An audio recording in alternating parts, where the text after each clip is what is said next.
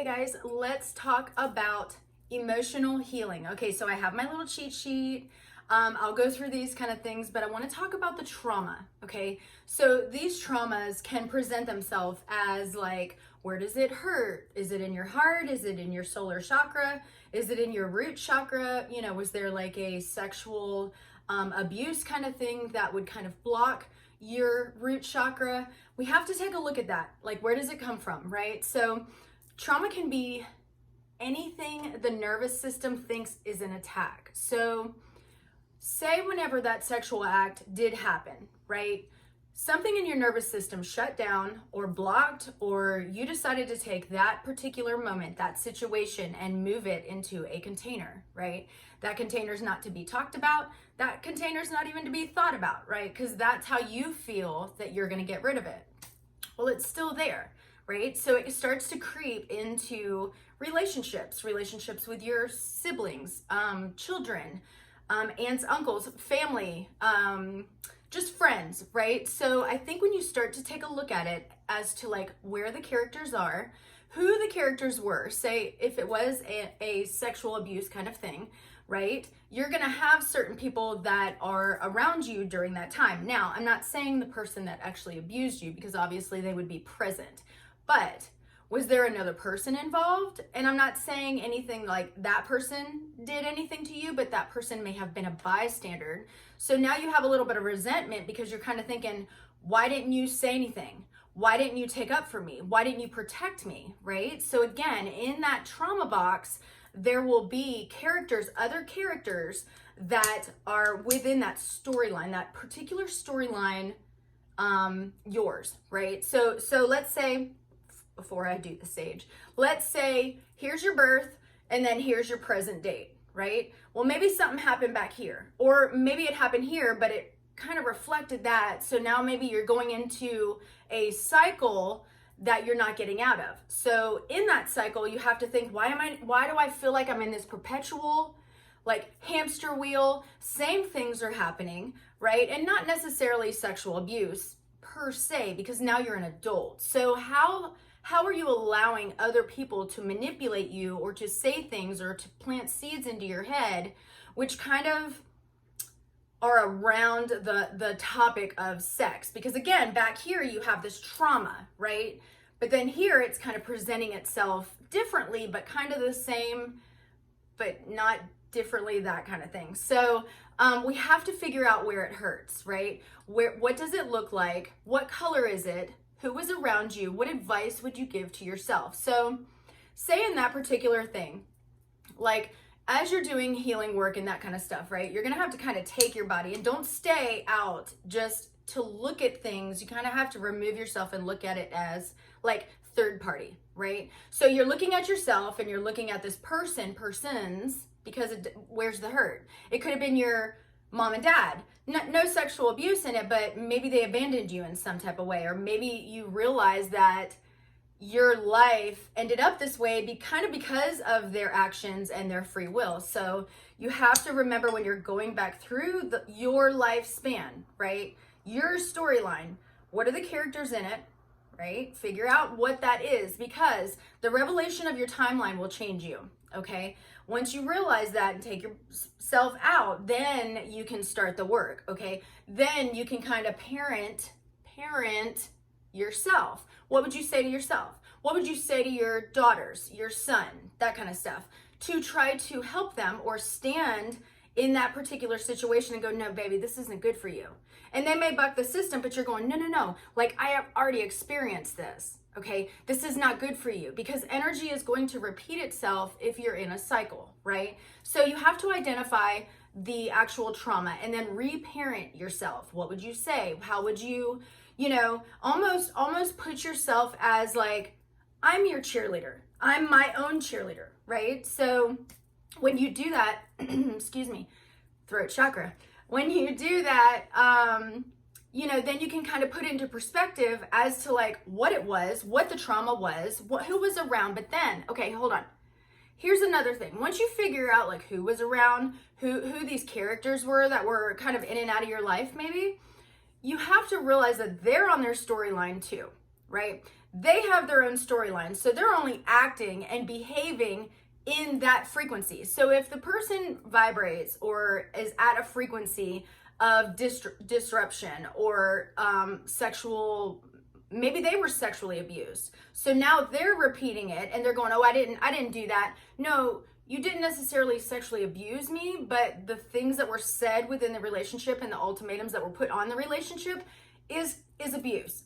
Okay, that's abuse. So it just ends up getting repeated.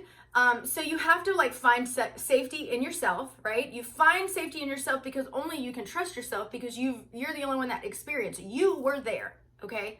So nobody can take that from you, right? You're already there. You're already present. Now you're starting to parent yourself. Now you're starting to go, you know what? I understand my storyline now. I understand that these people are in my life because of my frequency, right? Now let's say it's a parent, right? Okay, if it's a parent or family, that kind of thing, then literally your soul asked God, like, I'm going to write a contract, right? Let's write a contract. Here's what you're going to do. Here's what life you're going to live. You're going to be a female. This is what's going to happen to you. Here's how many kids you're going to have. You're going to get in this many car accidents. You're going to come to near-death experiences, that kind of thing. And all of this is basically to wake you up to your divine femininity. Wow. Or your divine masculine. Because remember, we are two, okay? Masculine, feminine. We have to balance it. We have to figure out how to balance both, because I know, like, in my storyline, I feel like I have been in a masculine kind of energy a lot, and masculine is more like savior type of thing. Like, I don't want to say egotistical, but it is kind of like that's the man, the go-getter kind of a thing. The female is more of a nurturing kind of action, you know, that mothering, that kind of thing, right? So if you can balance both of them, because I noticed that I would start to kind of get into a masculine kind of energy, like, fine, I'll do it myself. You know, I'm not allowing myself to go, yes, help me. You know, now I may have in my mind that, like, I'll only get it done, or it's only going to be right if I do it, and then that needs to be corrected too, because again, it's a balance. So once you can figure that out and literally operate like on that energy of balance, like, there's going to be some things that you just have to like step back, don't say a word. You got to be still.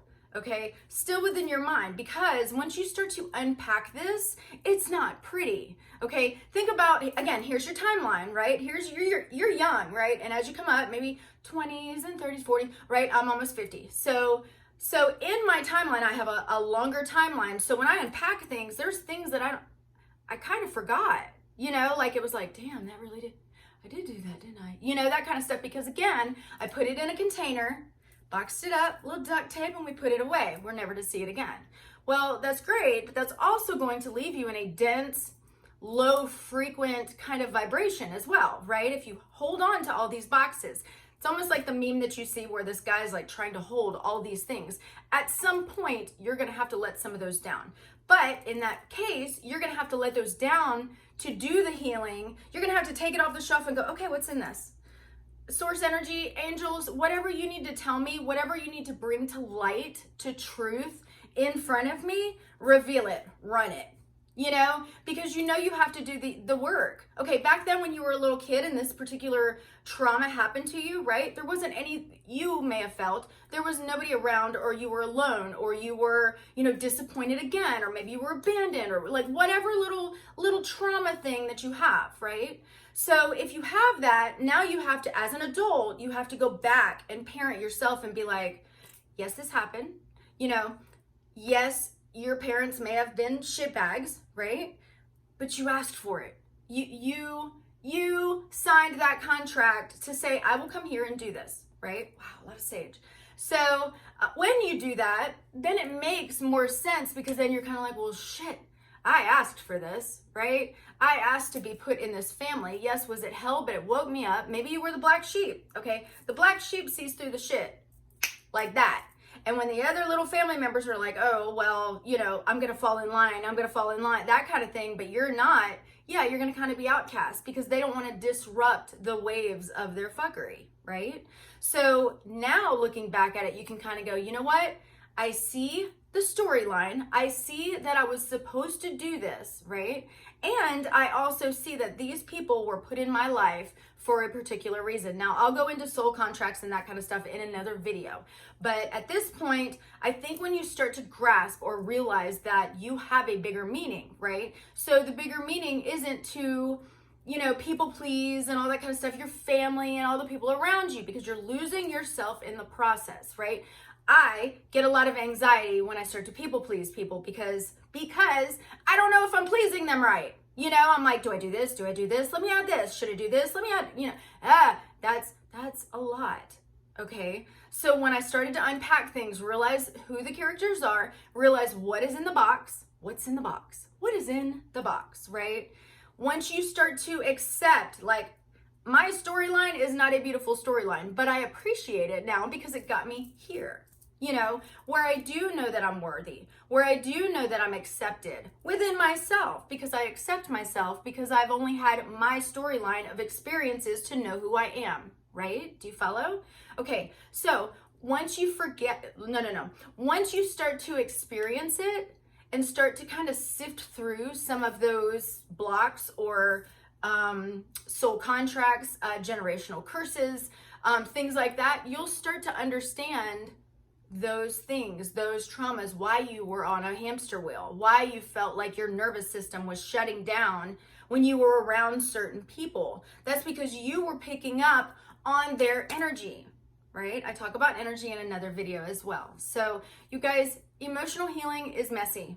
It is messy. But again, you have to think of your storyline. Is it perfect? No, it's messy.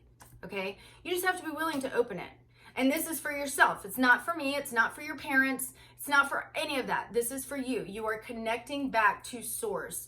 One unity, one collective. Because essentially we're all mirroring each other to some point, right? Anytime that you're with a certain friend, you may kind of adjust your character just a tad to suit them. Or maybe whenever you get around your mom, you adjust your character to suit her, okay? Which is fine. But there needs to be a healthy balance within that. Whenever you have that healthy balance, then you can stay true. And then whenever she pops off or she says something, then you're like, okay, mom, that's cool. Because at this point, she's going to think what she wants to do. Whoever the person is within that trauma, right? Whoever the characters are in that box, you have to understand that's part of, this is part of their storyline too. They have to work out their traumas and figure out what little seeds have been planted to make this tree of doubt within your life, right? So you have to really sift through it. And it's ugly. I promise. It's really ugly. It's really ugly. You guys, let me show you this. Facebook jail. I'm always there. That's why when I disappear for a couple days, people are like, are you still alive? Yes. I wouldn't kill myself. Wouldn't do it. I have too much of a purpose here, and I know that.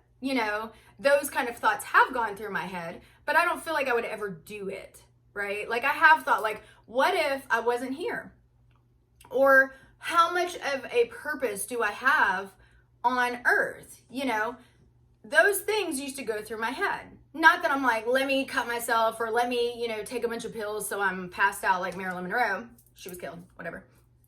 The storyline, her storyline, what the social media said is lies. Anyway, so those things that pop up within that trauma of being not enough or being, misused, mistreated, cruelty treatment within your relationship, it starts to kind of hit you, right? Hits your psyche. It kind of messes up your psychological balance within your head, which is also abuse, right? So if somebody's repeating abuse to you, you have to be able to be strong enough to understand that, again, that's their storyline. There's nothing you can do about it, right? But you have to be so centered within yourself and balance. Find the trauma, figure out who's in it, understand that that's their storyline, okay? If this resonates with you guys, follow me on TikTok, Instagram, Snap, and Facebook. I do have a podcast on Spotify, Google Podcast, and Anchor. And thank you for listening. I do appreciate your expansion of just thinking about the bigger picture as to why you're here, because I feel like a lot of humans are like, what's my purpose? What's my purpose? Your purpose can literally just being a light. Just be a good person, because there's enough evil people in the world that we have to shine a little brighter. So these evil people that want to dim your light, right? If they're dimming your light, they're trying to, like not let you be seen. It's almost like a possessive kind of thing, or they're trying to diminish your purpose. Then they're going to catch karma. And again, that's their storyline. Again, that's them interfacing with God, because I know when I interface with God, I could say, yes, I did do this. Yes, I did do that. I'm human, and I apologize. I really do, sir, like that kind of thing. But at that point is when you have to, in the storyline, look at a time and go, you know what? I'm done with this. I'm done doubting myself because of something somebody else said. I'm done doubting myself because of somebody else putting somebody else in front of me. Okay? If they want to do that, then they're going to do that anyway. Okay? So why, on the other side, am I holding on to this container going, oh, well, this person thinks this of me. What somebody else thinks of you is none of your business. Absolutely. I have to say that to myself sometimes when I start to get kind of like, I'm like, what the hell? Take back your power. In this timeline, you have given your power to so many people, and it has crushed you, okay? That's why you end up people pleasing. That's why it gives you anxiety. I'm talking to myself right now because I'm still working on myself, right? We all are. There's not like a, climb up the mountain, ring the bell, like you're done. There is going to be so many more traumas and things. Life is going to continue, okay? You just have to look at it differently. You have to put the perspective of, I chose to be here, right? In this craziness. But on the flip side, if you look at it differently, it is the best time to be alive. Think about it. Think about all the generations before us that were under this spell of the Luciferian spell. Think about that. And here we are, we're waking up and we understand that God is actually in us, like we are gods. Jesus even was like, didn't I tell you that? Hello? So if he's doing that and we're waking up to a bigger consciousness, remember God is a consciousness, then this is an absolute great time to be alive, right? So let your light shine, because again, we're trying to wake up other people. And when I say wake up other people, it's because they're in the dark. Okay, it's almost like you need to open up the door and flip the light on for somebody. Like, here you go. Here's the truth. Go ahead. Take a gander. Look at it.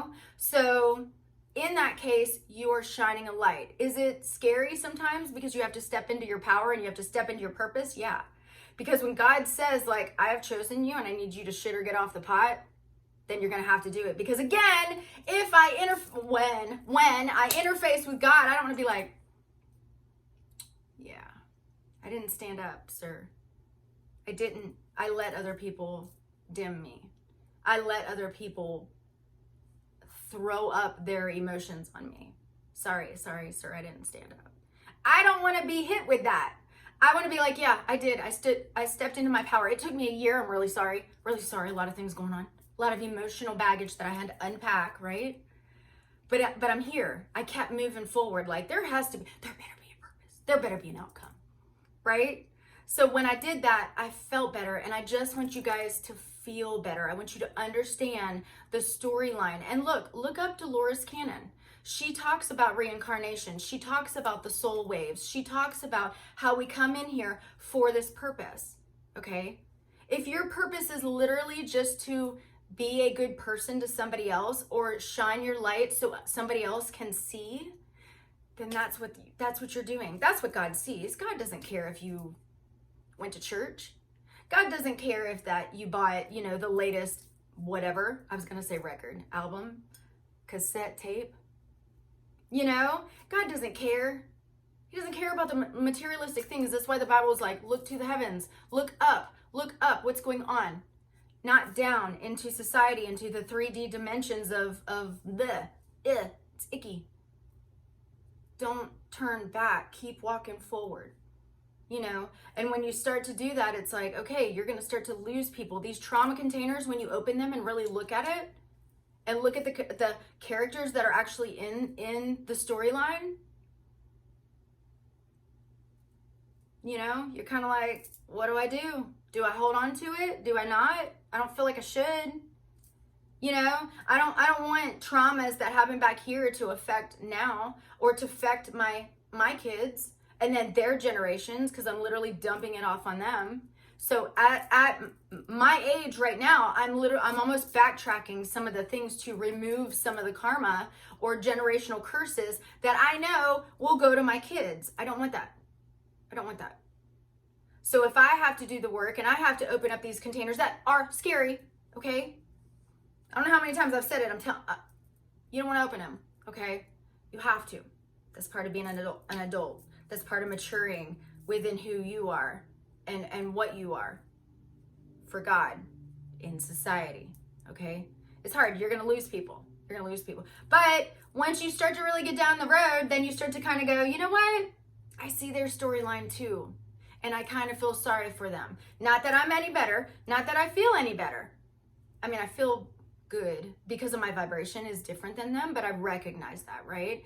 I'm not trying to say, oh, I got the trophy, because again, there's no stopping point until you're dead. That it's like, dude, game over. You know, at that point, then you're like, okay, well, I see their storyline too, and that's just where they're at. So when they come at you with some slick shit, then you're like, yeah, I see where you're at. You're floundering around in 3D consciousness of ego, depression, anxiety. Look, I was there, okay? I've been there. Not saying, I'm just saying, right? So when you're down here, you have to figure out how to get up to the next levels of ascension, to be enlightened with consciousness that is source energy. Source, God, sun, this dude up here, right? When you realize that, it's kind of like, okay, I'll forgive it. Forgive yourself for going through that, right? You may have, like, once you start to unpack something, you may go, damn, I don't really think I hate the person. I feel like I was just really upset at that time. You know, like that kind of thing. Start to make amends. Fix some of your karma. Stop some of your blocks. Actually break some of the blocks. Get them gone completely. And that's going to be totally personal to you, you know, totally personal to you. This is your relationship, your marriage, so to speak. Ooh, and I just thought the bride. This is your marriage to source, to consciousness, to yourself, okay? When you look at yourself as an adult and you're looking at the child that was hurt, you're parenting that child, okay? You're going through the things that you know that kid has gone through, because it's you, right? You're going through those things and you're going, it's okay, okay? It did make you better. It made you heal. It made you happy, or it made you sad, or you got to identify it, okay? But again, when this consciousness comes back, people are like, oh, Jesus is coming back. No, he's here, okay? Jesus consciousness is here. Some people just aren't getting on the wagon, okay? And that's fine, whatever. My interface with God, we're good. My people-pleasing problems were going, oh, you know, let me help this. Well, when I do that, then I get distracted to my growth, and it's hard for me to keep the feminine, masculine kind of energy. Because I'm in masculine energy trying to fix people, help people, nurture people, right? Well, actually nurturing would be feminine energy, but there's a masculine sense of action, right? There's a momentum of like movement in the masculine energy, because think about it. Say you lived in an apartment and all of a sudden it was underneath new management, and maybe you didn't get kicked out, but then like shit, now it puts you in this bind. Your masculine energy kicks into like overdrive, 4-wheel drive, drop it into 4-wheel drive, because now you go into survival mode, right? So you're going into this mode of, I need to protect myself. I need to survive this little thing. Although say you have like 2 weeks to get it done, right? You have 2 weeks, but you're trying to control it, and you jump online and you're looking for apartments and you're doing all this, right? That's where you have to go, I'm okay. God has something planned for me. It's going to fall in my lap. Go ahead and accept it. Law of attraction, come to me. I accept that. Yes. Help me on earth while I'm here, because all of your ancestors and all your like spirit guides and angels and all that kind of stuff, like they know that earth, being an earthling, a human, is hard, because we have emotions, right? We have emotions. They don't. Yes, I know angels do have feelings and that kind of stuff, but our emotions, especially when we're in this 3D Kim Kardashian kind of atmosphere, right? This competition, competitive, I got to be better, I'm going to ruin this person so I can get this job. That kind of thought process is dense AF. Okay? That's what we don't want. So when you start to move up and you're kind of going, all right, well, I know that what I want is going to come to me. Okay? If it's not good for me at the time, go ahead, take it from me, God. But if it is good for me to grow or to be at peace, right? Then have it fall in my lap. And then all of a sudden, say a week later, somebody contacts you and is like, hey, I have this apartment, blah, blah, blah, blah. Well, think about it. You just spent a whole week of what? Stress and anxiety. Stress and anxiety. So sometimes when you're going through that reactive kind of thought, you have to stop. Let me parent you. Calm down. You're fine. You have 2 weeks. Okay? You have 2 weeks to get out. This person has an apartment. This person has a duplex. Whatever. You know what I'm saying? Like this person's about whatever, right? Parent yourself. Even in adulthood, I have to talk myself off the cliff sometimes. Like, I don't even know. Right? But you have to be able to do that. And I'm learning that. I'm learning to balance the two. Okay? I'm sorry to squirrel and keep going. You guys know I will. You guys know I will. So the next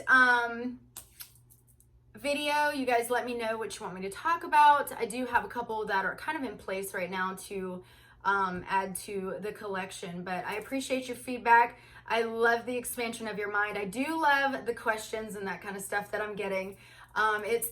Don't think they're just little like stupid questions. They're really not stupid questions. Okay, that's how you learn.